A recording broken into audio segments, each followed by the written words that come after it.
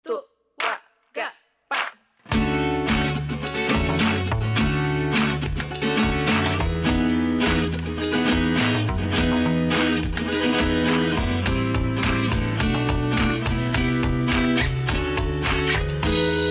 Halo lagi semuanya, ketemu lagi di podcast Jauh di Mata, Dekat di Hati. Gue Dinda. Gue Bubur, dan di podcast ini kita ngobrol-ngobrol tentang pengalaman enak dan gak enaknya jadi orang Indonesia yang tinggal di luar negeri.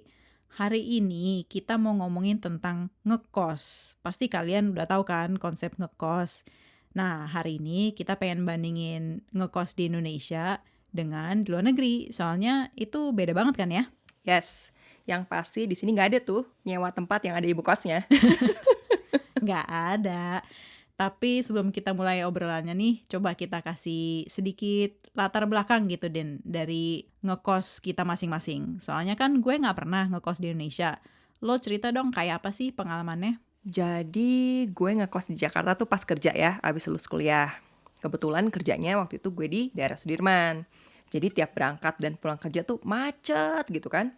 Masuk kantor jam 9, berangkat harus jam 6 pagi. Karena harus ngindarin 3-in-1 gitu kan. Nah, si 3-in-1 ini buat teman-teman yang nggak ada di Jakarta, ini tuh peraturan pemerintah untuk beberapa jalan raya di area perkantoran gitu, termasuk Jalan Sudirman, Tamrin gitu ya. Nah, jadi kalau dari pagi tuh jam 7 sampai jam 10 pagi hanya kendaraan yang penumpangnya 3 orang atau lebih yang boleh lewat. Kalau sore juga gitu. Nah, kalau tiap hari kayak gitu kan stres kan, capek di jalan doang gitu. Nah, terus gue juga kan pengen banget ngindarin macet Metropolitan Jakarta yang lumayan banget. Ya sekalian juga ya pengen nyobain hidup mandiri gitu. Jadi akhirnya gue mutusin untuk ngekos deket kantor. Tapi gila ya, kemacetan Jakarta tuh sampai orang harus ngekos untuk ngindarinnya. Ya kan, males banget. Nah, jadi pas di Jakarta kayak gitulah kehidupan ngekos gue gitu. Nah, pas pindah ke Amerika ya agak beda. Nggak ada macet, terus nggak ada 3-in-1. Pertama-pertama tuh gue di Maryland. Jadi gue tinggal di satu rumah dekat kampus bareng 3 cewek-cewek kuliah lain. Jadi gue nyewa satu kamar, kita sharing dapur, ruang TV, terus kamar mandi gitu ya. Nah, mungkin ini sih yang paling mirip pengalaman gue sama ngekos di Jakarta gitu. Tapi bedanya nggak ada ibu kos yang suka nyediain sarapan pagi, nggak ada. Ya elah, lo tuh ya emang nyarinya dimasakin mulu deh. Ya dong, kan enak dimasakin. Apalagi ya, abis Maryland gue pindah ke Delaware ya.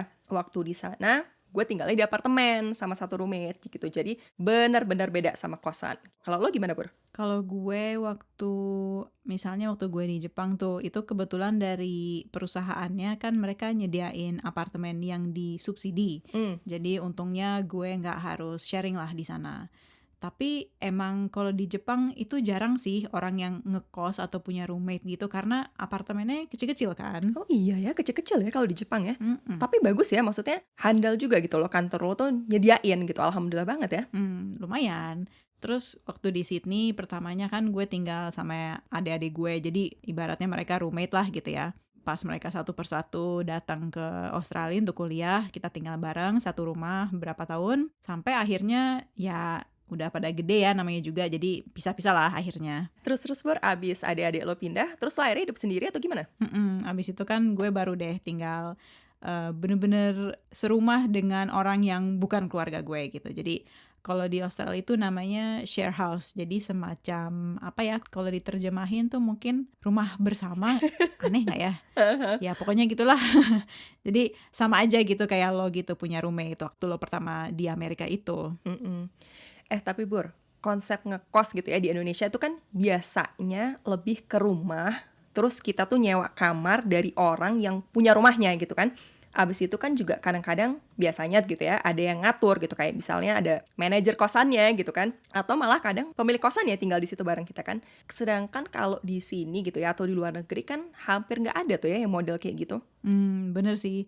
Model ngekos kayak di Indonesia gitu lumayan banyak, tapi dulu ada ya zaman kayak tahun 1800-an gitu atau mungkin 1900 awal lah gitu. Jadi Mhm mhm. itu dulu namanya boarding house dan ya itu sama persis sama ngekos. Ada yang kayak manajerin, ada yang nyuciin baju, ada yang nyediain sarapan gitu-gitulah, ada gitu semua. Mhm mhm. Tapi kayaknya sekarang kayak gitu udah jarang sih, gue nggak pernah denger ada kayak gitu lagi.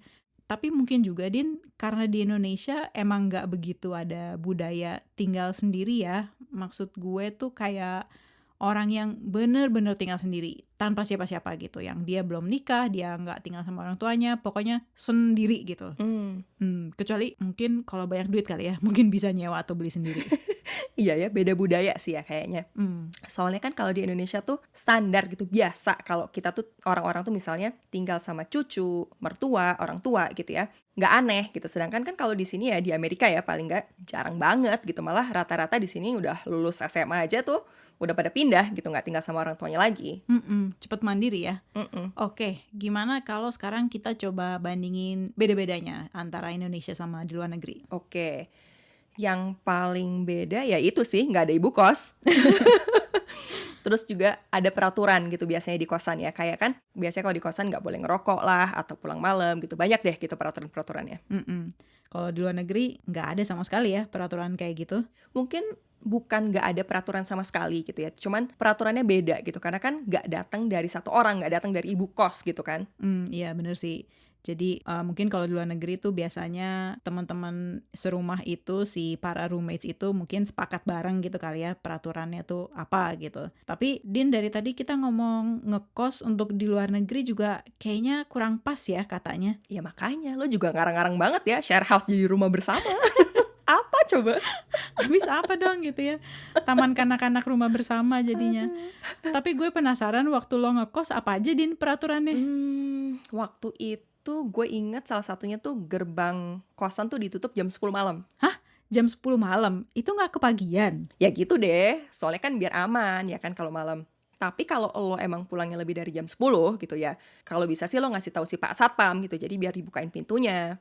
Tapi ya itu, kalau yang nggak boleh ngerokok sih standar, emang itu udah pasti nggak boleh gitu. Kalau itu sih kayaknya gue juga setuju deh, apalagi kalau ngerokoknya di dalam rumah. Terus selain itu juga ada peraturan, oh ini, jadi lo tuh nggak boleh bawa temen ke dalam kamar kos lo. Jadi gini ya, kalau misalnya lo cowok, ya lo nggak boleh bawa cewek masuk ke dalam kamar gitu. Terus kalau cewek, nggak boleh bawa cowok gitu. Kalau ketemuan tuh harus di lobi, di ruang tamu kosan gitu. Wih gila, kosan lo ada lobinya? Kan eksklusif gitu. Apa eksekutif ya? Apa sih namanya? Lupa. Kan? Sorry deh, nggak eksklusif.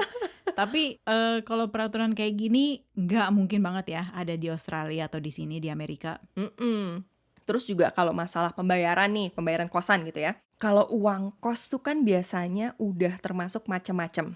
Jadi maksud gue tuh gini, udah termasuk biaya kos, biaya listrik, air, wifi, segala gitu ya, semua. Malah kadang-kadang udah termasuk layanan cuci baju, atau layanan bersihin kamar gitu, ada juga yang dapat sarapan gitu. Maksudnya semua, harga kosnya tuh udah termasuk semua itu gitu maksud gue.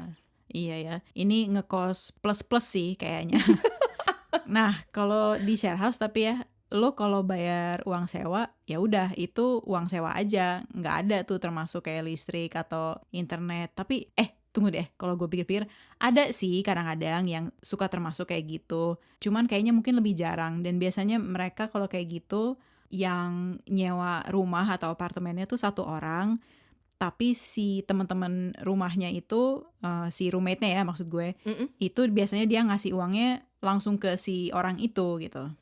Tapi Bur, nggak ada banget tuh kan yang namanya layanan cuci baju, bersih-bersih kamar, apalagi dapat sarapan. Ya enggak lah, itu kalau mau kayak gitu mendingan lo ke hotel aja deh sana. Yeah. Tapi tipe kos-kosan di Indonesia juga beda-beda kan ya. Maksud gue ada yang nargetinnya ke mahasiswa, ada yang ke pekerja gitu. Ya nggak sih? Ya, karena kan asumsinya tuh ya kalau kosan pelajar tuh biasanya ada ibu kos.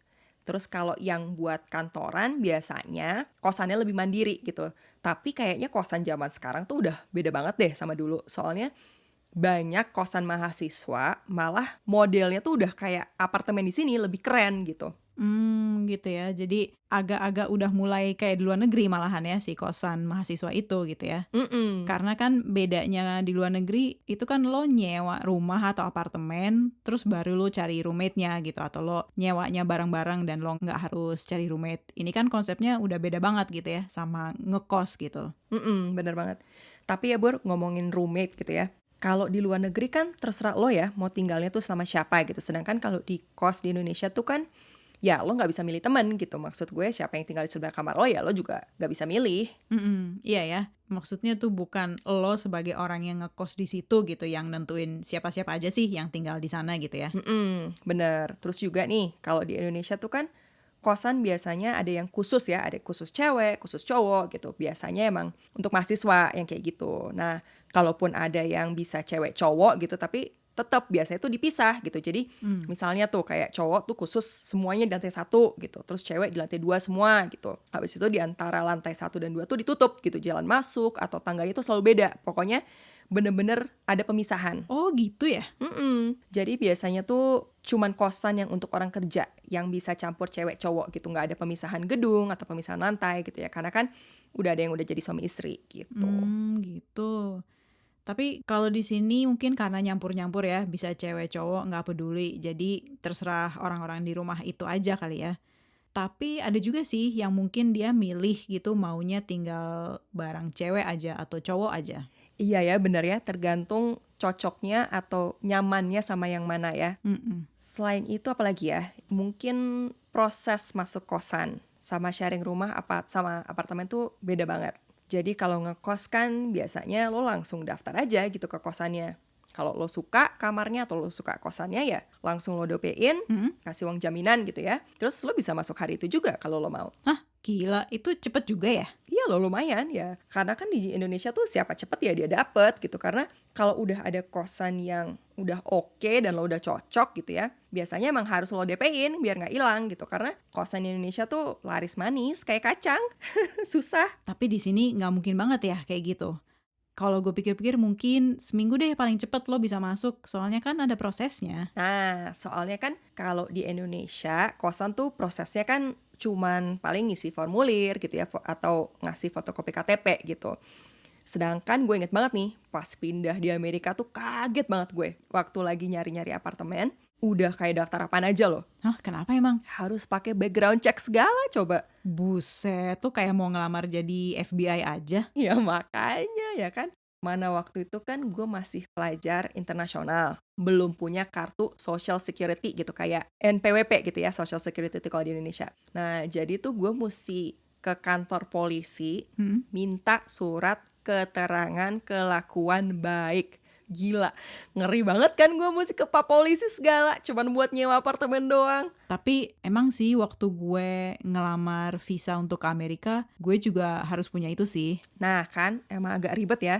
Terus abis itu selain gue juga harus ngasih surat dari pak polisi ya, gue juga harus ngisi formulir, terus ngasih fotokopi identifikasi gitu kayak SIM atau KTP. Terus juga sama manajer apartemennya, dia bakal ngecek loh, bener nggak sih sekolah di kampus A atau kerja di PTB gitu. Terus bener nggak nih punya penghasilan sekian yang mencukupi untuk bayar sewa. Oh, iya iya. Atau dulu nih pas gue masih pelajar gitu ya, harus ngasih fotokopi tabungan juga loh. Karena mereka ngecek gitu, bener nggak nih anak nih mampu bayar sewa gitu. Aduh, males banget deh. Tapi kalau yang gitu-gitu doang sih mirip lah sama Australia.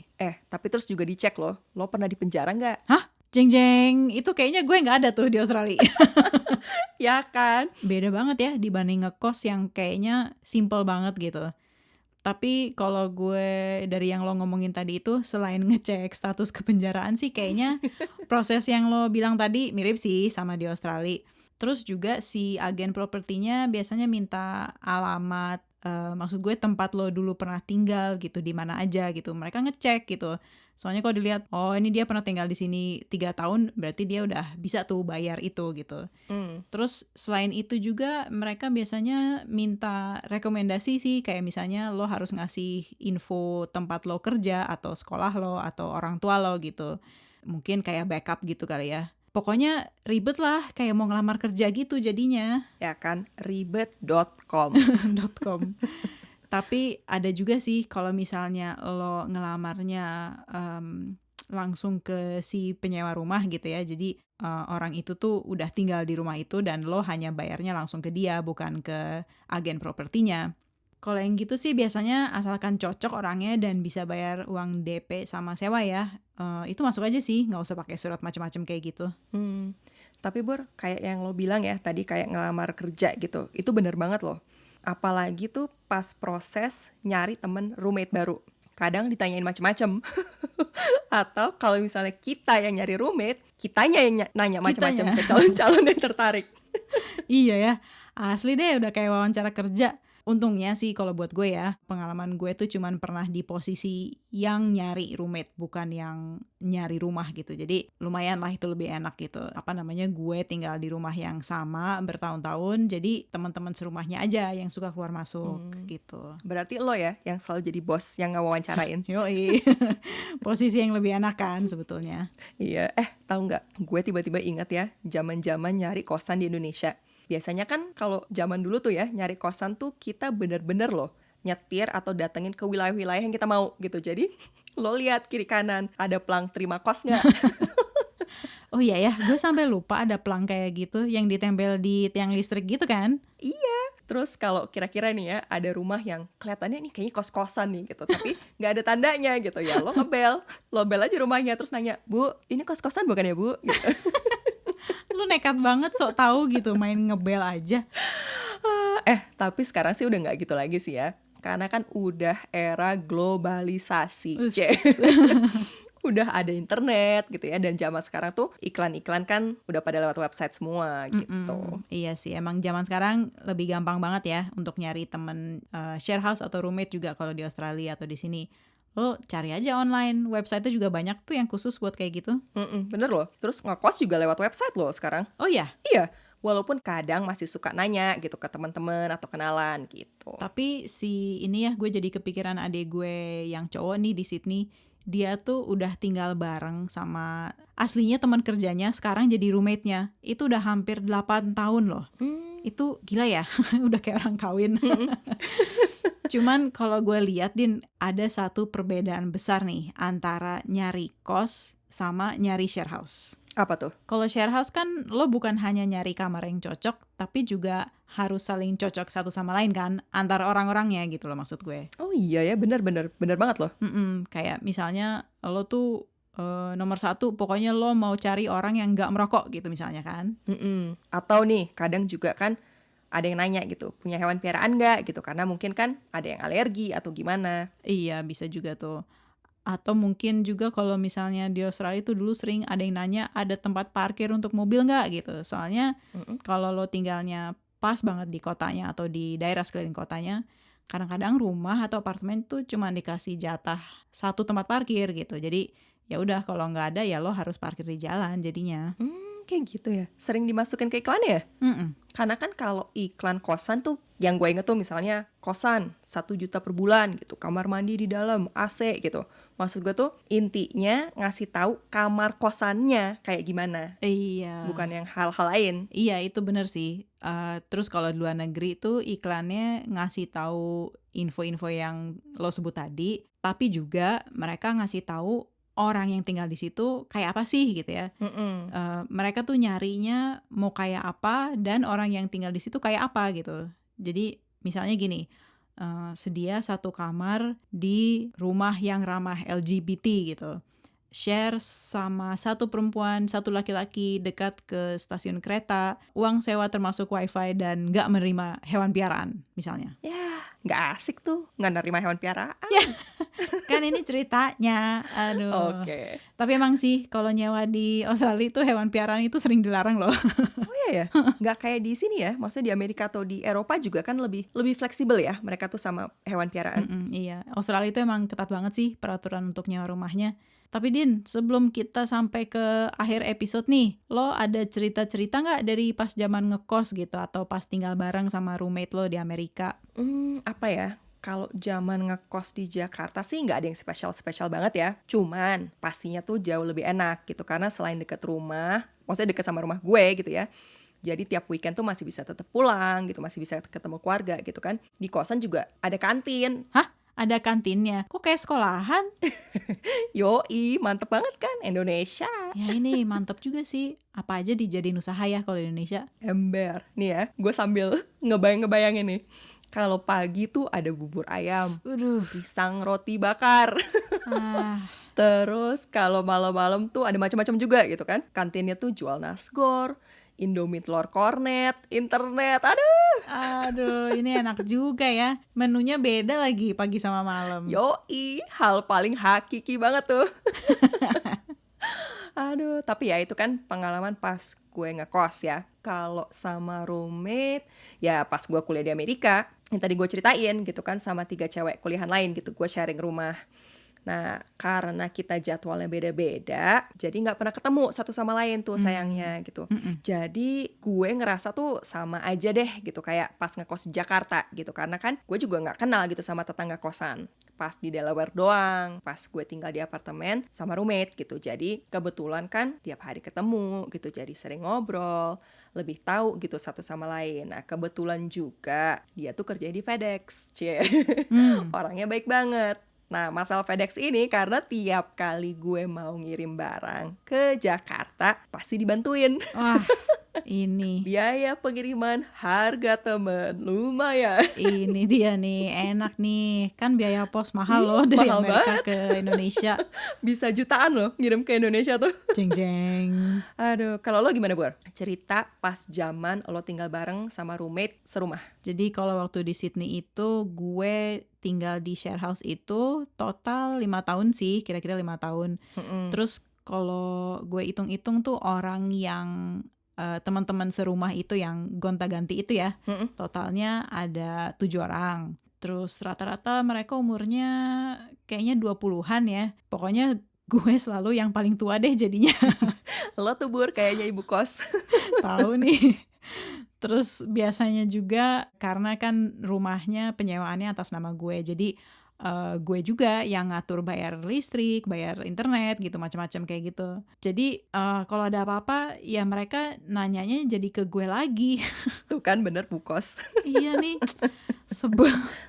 Terus apa ya cerita-ceritanya kalau dari zaman itu, salah satu dari yang ceweknya ya, itu roommate gue ada yang orang Amerika.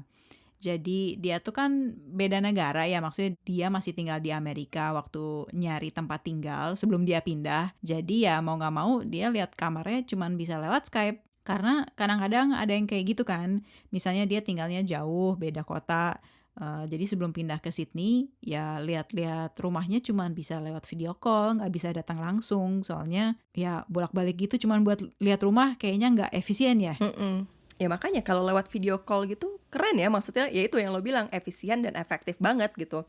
Jadi orang bisa tetap ngelihat tempat yang mereka mau sewa tanpa harus ngedatengin langsung gitu. Kalau ngekos sih, kalau gue bilang nggak kayak gitu ya, udah pasti lo harus datengin tempatnya gitu.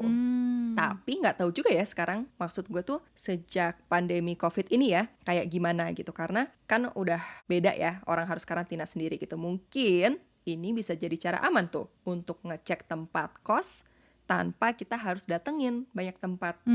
Iya juga tuh, enak tuh. Apalagi? Terus gue ada cerita satu lagi nih. Jadi salah satu anak share house yang cowok, yang dia nih aslinya emang teman gue udah lama gitu. Dia ini takut banget sama laba-laba. Jadi pernah satu malam gue lagi di kamar, terus gue denger pintu depan buka tutup gitu ya, maksudnya teman gue ini baru pulang. Terus tiba-tiba gue ditelepon sama dia, terus gue pikir, loh ini anak ngapain nelpon gue padahal tinggal ke atas gitu kalau mau ngomong gitu kan. Terus gue angkat teleponnya, terus dia bilang, lo turun dong, ada laba-laba nih, gue takut, gue gak mau lewat. Lah lo bayangin aja jam 10:30 malam, udah PPW di kamar gitu ya, harus turun ke bawah, ngurusin laba-laba buat dia. Aduh. Parah. Emang segitu takutnya ya dia? Ya kayaknya sih begitu lah, ini buktinya. Terus jadi soalnya emang nih di Australia itu ada laba-laba yang namanya huntsman. Jadi emang suka rada gede sih, bisa setangan kali ya sama kaki-kakinya gedenya. Buset, ini sih emang horor. Gila, gue juga kalau ketemu si Om Hansman ini juga Malah pingsan di tempat kali gue, oh my god. Tapi mereka tuh nggak bahaya loh, maksudnya mereka tuh nggak ada bisanya, nggak ada mereka bukan laba-laba berbisa gitu. Cuman ya itu memang liatnya aja yang rada deng gitu, soalnya gede, terus agak ada bulu-bulunya. Terus apalagi kalau dia lagi lari-lari di tembok, terus nyamperin lo gitu, tik tik tik tik gitu. Ih, horor. Tapi nggak sih, jarang kayak gitu, mereka penakut soalnya. Aduh, terus gimana tuh si teman lo itu akhirnya? Ya udah, akhirnya pas gue lagi nyoba ngusir, si laba-labanya malah lari ke rak sepatunya si temen gue ini. Jadi dia makin-makin dong gitu ya, takut. Terus dia nggak mau tidur sampai laba-laba itu udah gue vakum, tau nggak? Aduh, ini emang bener-bener nasib jadi ibu kos kayaknya, bener. Ini nih ya, kalau ada P-Project, gue bakal ikutan nyanyi bareng sama mereka. Bukannya nasib anak kos, tapi diganti nasib ibu kos. Aduh. Nasib ibu kos. Aduh, ya wes teman-teman semua, makasih banget udah dengerin episode kita. Dukung terus ya podcast kita. Dukung ya. Terus ikutin kita juga di Instagram dan Twitter @jauhdimatapod. Kita tungguin ya komen-komennya. Yoi, sampai ketemu lagi di episode berikutnya. Kita bakal ngomongin tentang Nasgor Nasgor Tek-Tek. Dah. Ya Allah, gue lapar.